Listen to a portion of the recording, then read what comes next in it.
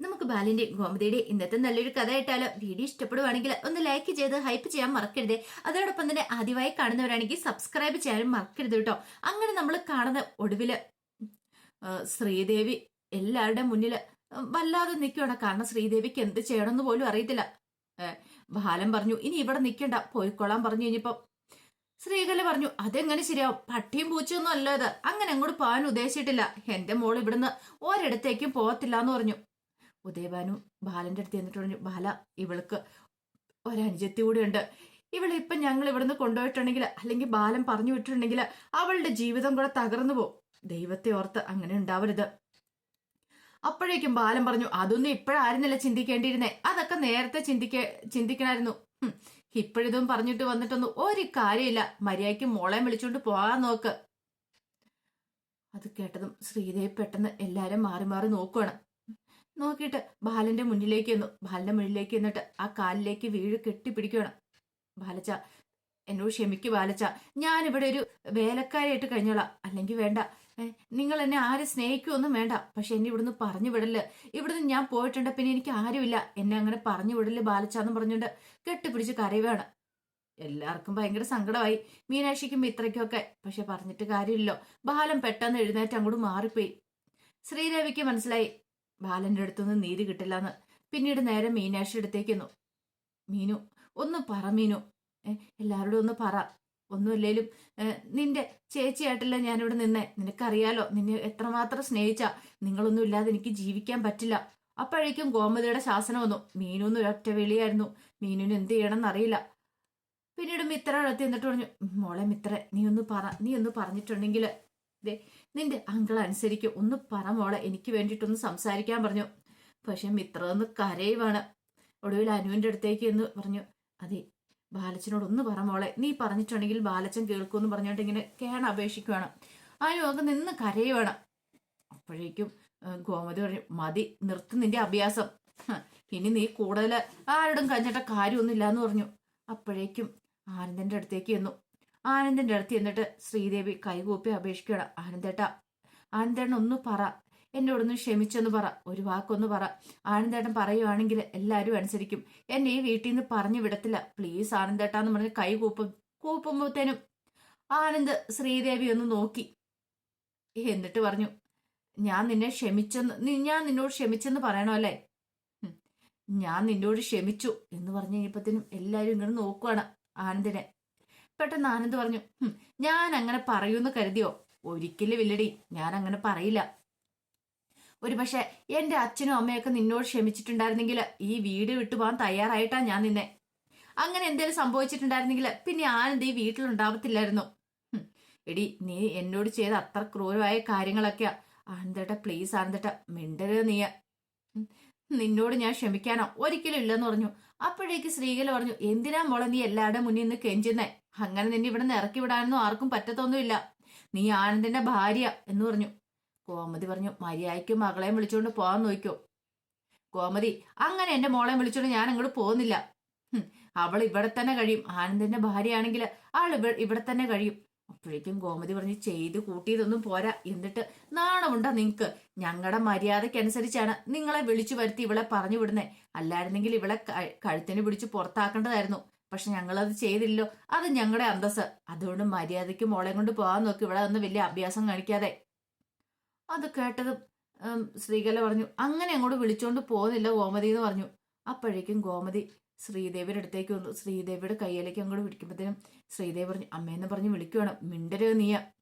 പിന്നീട് ഗോമതി ശ്രീദേവിയുടെ കയ്യെ പിടിച്ച് വലിച്ച് പുറത്തേക്ക് കൊണ്ട് നിർത്തുകയാണ്. അപ്പോഴേക്കും ഉദയഭാനു ശ്രീകലയും കൂടെ വന്നു. അവരെയും പുറത്താക്കിയിട്ട് കഥ കടിച്ചു. പിന്നീട് ഗോമതി കഥയിലേക്ക് ചാരിന്ന് പൊട്ടിക്കരയാണ്. ഇപ്പുറത്തെ വശത്ത് അടഞ്ഞ കഥയിന്റെ അവിടെ വന്നിട്ട് ശ്രീദേവിയും കരഞ്ഞുകൊണ്ടിരിക്കുകയാണ്. ശ്രീദേവിയും വല്ലാത്തൊരു കരച്ചിലായിരുന്നു. ഒരു നിമിഷം എല്ലാവർക്കും ഭയങ്കര വിഷമമായിരുന്നു. ശ്രീദേവിയുടെ കരച്ചിൽ കണ്ടിട്ട് ഉദയഭാനുവിന് ശ്രീകലയ്ക്ക് സഹിക്കാൻ പറ്റുന്നുണ്ടായിരുന്നില്ല. പുറത്തേക്ക് ഇറങ്ങിയിട്ട് ശ്രീകല എന്ത് ചെയ്തു? ഒരു കാലത്തും നന്നാവൂലേ കുടുംബം, നശിച്ചു പോകത്തോളെന്നൊക്കെ പറഞ്ഞ് പ്രാഗുവാണ്. വലിയൊരു ദേവമംഗലം വന്നിരിക്കുന്നു. എവിടുത്തെ ദേവമംഗലം? എന്റെ മോളോട് ഈ കൊടും ചതി ചെയ്ത ഇവർ ഒരു കാലത്തും ഗതി പിടിക്കത്തില്ല. നിങ്ങൾ മുടിഞ്ഞു പോകത്തോളെന്നും പറഞ്ഞുകൊണ്ട് പ്രാഗുവാണ്. അപ്പോഴേക്ക് ശ്രീദേവി വന്നിട്ട് പറഞ്ഞു, അമ്മ ഒന്നും മിണ്ടാതിരുന്നേ. അമ്മ എന്തൊക്കെയാ വിളിച്ചു പറയണേ? ഇതെന്റെ കുടുംബ എന്ന് പറഞ്ഞു. പിന്നെ നിന്റെ കുടുംബം ഇപ്പോഴും നിനക്ക് ഇവരോടാ സിമ്പതിയില്ലേ? എന്തൊക്കെയായിരുന്നു ഒരു ബാലച്ചനും ഒരു ഗോമതിയമ്മ കണ്ടില്ലേടി? നിന്നോട് ഒരു ഇറ്റ് സ്നേഹമെങ്കിലും ഉണ്ടായിരുന്നെങ്കിൽ ഇപ്പൊ ഇവരിങ്ങനെ കാണിക്കുമായിരുന്നോ? നിന്നെ ഇറക്കി വിടുമായിരുന്നോ? അമ്മ പ്ലീസ് അമ്മയോ ഒന്നും മിണ്ടാതിരിക്കാമേ. പിന്നെ പ്ലീസ്, നിനക്ക് ഇപ്പോഴും അവരോടെ സ്നേഹം എനിക്കറിയാം എടി. അവർക്ക് നിന്നോട് ഒരു തരുമ്പ് പോലും സ്നേഹമില്ല. എന്നിട്ട് ഒരു കാലത്തും ഗതി പിടിക്കാത്തൊരു കുടുംബം അത്. നശിച്ചു പോകത്തുള്ളൂ. എന്റെ മോളോട് ഈ ചതി ചെയ്ത് എന്റെ മോളെ ഒന്നും അല്ലാതാക്കി കളഞ്ഞു. നിങ്ങൾ ഒരു കാലത്തും ഗതി പിടിക്കില്ല എന്ന് പറഞ്ഞ് വീണ്ടും കിടന്ന് രാഘുവെ ശപിക്കുകയും ഒക്കെ ചെയ്യുവാണ്. അതെല്ലാം അകത്ത് കേട്ടോണ്ട് എല്ലാരും നിൽക്കുന്നുണ്ടായിരുന്നു. ഗോമതി അപ്പോഴേക്കും പറഞ്ഞു, കേട്ടില്ലേ ബാലേട്ടാ, അവര് ക്രൂരതകളൊക്കെ ചെയ്ത നമ്മളോട്. എന്നിട്ട് അതും പോരാഞ്ഞിട്ട് വീണ്ടും കണ്ടില്ലേ എന്തൊക്കെയാ കാണിക്കണേ?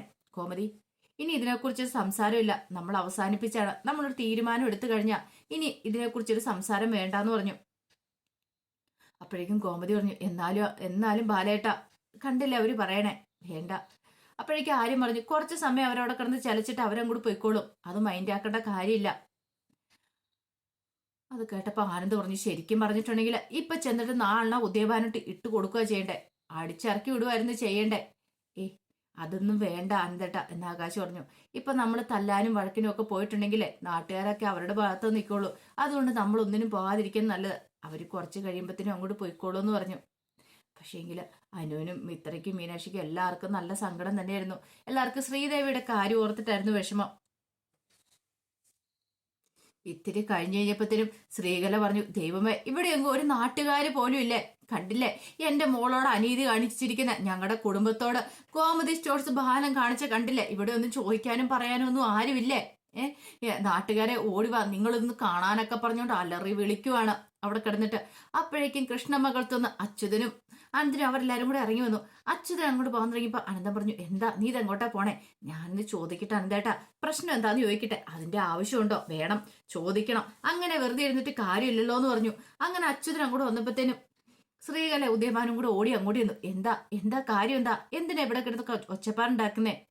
അതെ, നിങ്ങളൊന്ന് അറിയണം. എന്റെ മോളോട് അനീതി കാണിച്ചിരിക്കുക. എന്റെ മോളെ പുറത്താക്കിയിരിക്കുക. പുറത്താക്കിയെന്നോ? അതെ, എന്റെ മോളെ പുറത്താക്കിയിരിക്കുക. കണ്ടില്ല എന്റെ മോള് കരഞ്ഞോണ്ടിരിക്കുന്നേ? അല്ല, അതിന് എന്ത് തെറ്റാ ചെയ്തേ? എന്ത് തെറ്റ് ചെയ്തെന്നോ? ഒരു തെറ്റും ചെയ്തിട്ടില്ല. ഒരു തെറ്റും ചെയ്യാതെ എന്റെ മോളെ പുറത്താക്കിയിരിക്കുക. അപ്പൊ ഇതൊക്കെ അകത്ത് ബാലനും ഗോമതി എല്ലാരും കേൾക്കുന്നുണ്ടായിരുന്നു. അപ്പോഴേക്കും അച്യുതൻ പറഞ്ഞു, ഒരു തെറ്റും ചെയ്യാതെ പുറത്താക്കിയെന്നോ? അതെ, ഞങ്ങളോട് ഇവിടം വരെ വരാനായിട്ട് പറഞ്ഞു. ഞങ്ങൾ ഭയങ്കര സന്തോഷത്തോട് കൂടിയിട്ടാണ് ഇവിടേക്ക് വന്നത്. പക്ഷെ വന്നു കഴിഞ്ഞപ്പം ഞങ്ങളുടെ മോളെ ഒരു കാരണമില്ലാതെ പിടിച്ച് പുറത്താക്കിയിരിക്കുന്നു. പടിയടിച്ച് പിണ്ടം വെച്ചിരിക്കുക. ഇനി ഇവിടെ സ്ഥാനമില്ല പോലും. ഒന്നുമല്ലേലും ഞങ്ങളൊരു അച്ഛനും അമ്മയല്ലേ? അതാ പറഞ്ഞേ, നിങ്ങളൊരു അച്ഛനും അമ്മയല്ലേ? നിങ്ങൾ വിട്ടുകൊടുക്കരുത്. ഇവിടെ വിട്ടുകൊടുത്തിട്ടുണ്ടെങ്കിൽ നിങ്ങളുടെ മോളുടെ ജീവിതം തകർന്നു പോകും. അച്യുതനെ എരിപൊരി കയറ്റി കൊടുക്കുവാണ്. അപ്പോഴേക്കും അകത്തുണ്ടായിരുന്ന ഗോമതി പറഞ്ഞു, ബാലേട്ട കേട്ടില്ലേ പറയണേ? അച്യുതേട്ടനോട് അവര് പറഞ്ഞു കൊടുക്കുന്ന കേട്ടോ. അച്യുതേട്ടനാണെങ്കിലോ എഴുതിയിൽ എണ്ണ ഒഴിക്കാനായിട്ട് വിദ്വാനാ. ഇനിയിപ്പോ എന്തൊക്കെ സംഭവിക്കുന്ന ആര് കണ്ടു? ഗോമതി നീ ഒന്നും മിണ്ടാതിരിക്കാൻ പറഞ്ഞു. അപ്പോഴേക്കും വീണ്ടും അച്യുതൻ പറഞ്ഞു, ഇതങ്ങനെ വെറുതെ വിടല്ല. നിങ്ങളുടെ മോളുടെ ജീവിതം നശിക്കാതിരിക്കണമെങ്കിൽ നിങ്ങൾ വേണ്ട എന്താ വെച്ചാൽ നിങ്ങൾ ചെയ്യുക. അങ്ങനെ ഇതെന്താ വെറുതെ ഒരാളെ അങ്ങോട്ട് ഇറക്കി വിടാൻ പറ്റില്ലോ? വെള്ളരിക്കപ്പെട്ടണമാണോ? എന്തൊക്കെയായിരുന്നു ഗോമതി സ്റ്റോഴ്സ് ബാലൻ എന്ന് പറഞ്ഞിട്ടുണ്ടെങ്കിൽ ഭയങ്കര ഇതല്ലായിരുന്നോ? അപ്പോഴേക്ക് ശ്രീകല ഇന്ദിരാമ്മയോട് പറഞ്ഞു, അമ്മ ഇതൊന്ന് കേൾക്ക്. ഒരു തെറ്റും ചെയ്യാതെ എന്റെ മോളെ ഇറക്കി വിട്ടിരിക്കുന്നേ. എന്റെ മോൾക്ക് നീതി കിട്ടണം. പക്ഷെ ഇന്ദിരാമ്മയൊന്നും വേണ്ടിയില്ല. അപ്പോഴേക്കും അച്യുതൻ പറഞ്ഞു, ഇത് വെറുതെ വിടല്. നിങ്ങൾ എന്താന്ന് വെച്ചാൽ ഇപ്പൊ തന്നെ ചെയ്യണമെന്ന് പറഞ്ഞു.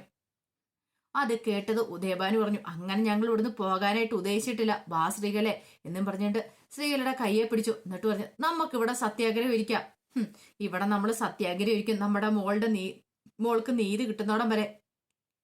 അപ്പോഴേക്ക് ശ്രീകല പറഞ്ഞു, വാ ഉദയേട്ടാ ഇങ്ങോട്ടേക്ക് കയറി വന്നിരിക്കാൻ പറഞ്ഞു. അങ്ങനെ രണ്ടുപേരും സിറ്റൗട്ടിൽ കയറി ഇരിക്കുവാണ്. ആ സമയത്ത് ശ്രീദേവിക്ക് വല്ലാത്തൊരു ടെൻഷനായി. ശ്രീദേവി പറഞ്ഞു, ഒന്നും നിർത്തുന്നുണ്ടോ? നിങ്ങൾ എന്തൊക്കെയാ പറയണേ? സത്യാഗ്രഹം ഇരിക്കാനാ? അതൊന്നും വേണ്ട എന്ന് പറഞ്ഞു. മോളെ നീ മിണ്ടരുത്, നീ മിണ്ടാതിരിക്കാൻ പറഞ്ഞു. എന്റെ മോൾക്ക് നീതി കിട്ടുന്നോടം വരെ ഞാൻ ഇവിടെ ഉപവാസം ഇരിക്കാൻ പോവാ. ഇവിടെ കിടന്ന് പട്ടിണി കിടന്ന് മരിച്ചാലും കുഴപ്പമില്ല.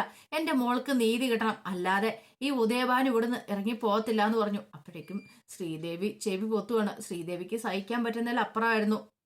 എന്ത് ചെയ്യണമെന്ന് അറിയത്തില്ല. ഈ കുടുംബത്തെ ഇങ്ങനെ നാണം കെടുത്തതിൽ ശ്രീദേവിക്ക് വിഷമമുണ്ട്. പക്ഷെ ഉദയഭാനു ശ്രീകലയും വിട്ടുകൊടുക്കാനായിട്ട് ഉദ്ദേശിച്ചിട്ടുണ്ടായിരുന്നില്ല. അത്രയൊക്കെ സമയം സഹിച്ച് ക്ഷമിച്ചും ബാലനകത്തിരുന്നു. ഒടുവില് ബാലൻ അങ്ങോട്ട് എഴുന്നേറ്റു. ബാലൻ എഴുന്നേറ്റ് പറഞ്ഞു, ഇതങ്ങനെ വെറുതെ വിട്ടിട്ട് കാര്യമില്ല. അതും പറഞ്ഞിട്ട് കതകം തുറന്ന് പുറത്തേക്ക് ഇറങ്ങി വരുവാണ്. ബാലനെ കണ്ടു കഴിഞ്ഞപ്പോഴത്തേനും ഉദയഭാനു ചാടി എഴുന്നേറ്റു. എന്നിട്ട് പറഞ്ഞു, ബാല, ഞങ്ങൾ അങ്ങനെ ഇവിടുന്ന് പോകുന്നില്ല, ഇതില്ല, ഞങ്ങൾ ഇവിടെ തന്നെ ഇരിക്കും, സത്യാഗ്രഹം ഇരിക്കാൻ പോവാ. തനിക്ക് ചെയ്ത് കൂട്ടിയതൊന്നും പോരാ, എന്നിട്ട് ഇവിടെ സത്യാഗ്രഹം ഇരിക്കണം അല്ലേ? ഞങ്ങളെ നാണം കെടുത്തണം അല്ലേ എന്ന് ചോദിച്ചു.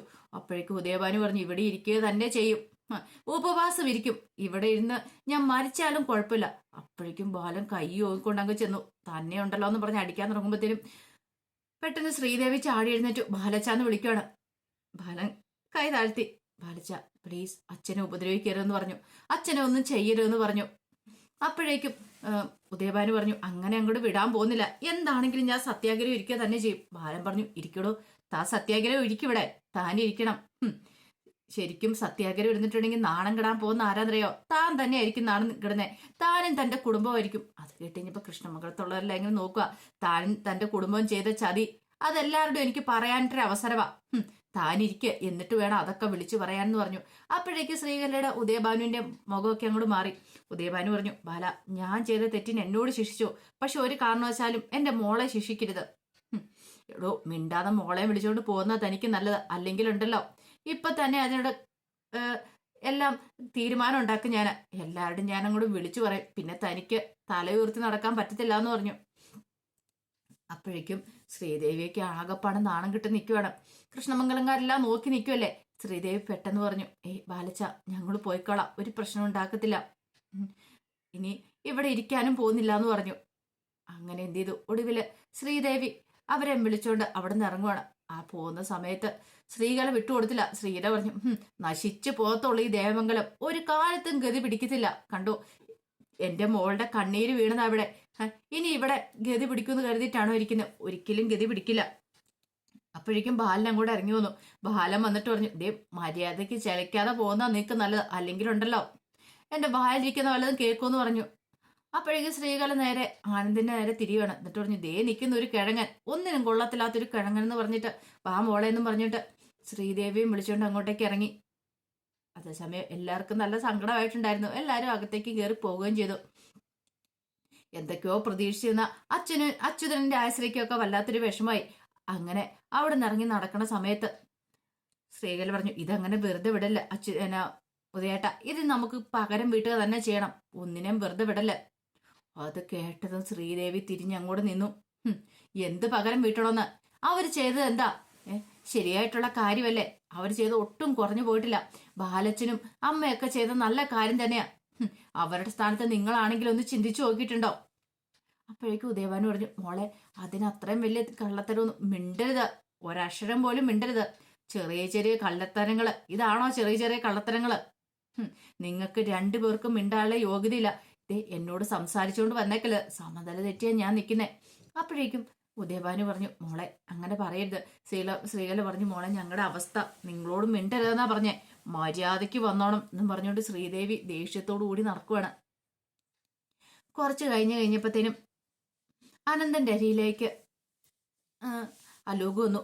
അലോക് വന്നിട്ട് പറഞ്ഞു, വിളിച്ച അല്ല, എന്താ ഇങ്ങനെ കാര്യം എന്നൊക്കെയെന്ന് അറിയണ്ടെന്ന് ചോദിച്ചു. എന്ത് കാര്യം? അല്ല, ദേവമംഗലത്തെ പ്രശ്നത്തെക്കുറിച്ച് ഉദയഭാനു സാറിനോടൊന്ന് ചോദിക്കണ്ടേന്ന് ചോദിച്ചു. എന്തിന്? അല്ല, ഇത്രയും വലിയൊരു ചതി ദേവമംഗലത്തോട് ചെയ്തിട്ട് അപ്പൊ പിന്നെ നമ്മൾ മിണ്ടായിരിക്കുന്നത് ശരിയായിട്ടുള്ള കാര്യമാണെന്ന് ചോദിച്ചു.